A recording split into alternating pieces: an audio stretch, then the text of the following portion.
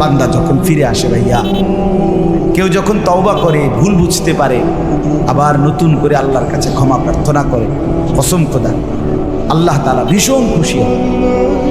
হাদিসে আছে আল্লাহর কোনো বান্দা যখন তওবা করে, আল্লাহ তখন ফেরেশতাদেরকে বলে, আমার ফেরেশতারা 7 আসমান আর জান্নাত সাজিয়ে দাও। ফেরেশতারা জান্নাত সাজায়, আসমান সাজায়। ফেরেশতারা ডেকে বলে, রব্বুল আলামিন কি হলো যে কারণে আসমান সাজাইলেন, জান্নাত সাজাইলেন?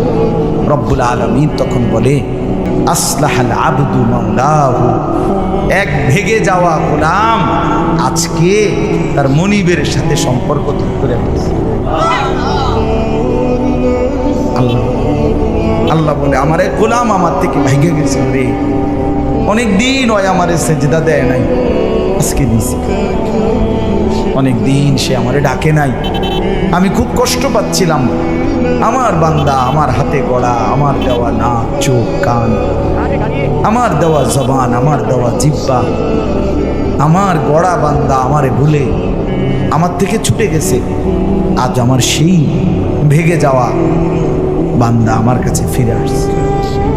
লাল্লাহু আশাদ্দু ফারাহান বিতাওবাতি আবদি, নবী সাল্লাল্লাহু আলাইহি সাল্লাম বলেন, আল্লাহ তাআলা ভীষণ খুশি হয় বান্দা যখন তওবা করে। এজন্য যুবক ফিরে আসো, নওজোয়ান ফিরে আসো, নিজের ক্ষতি করো।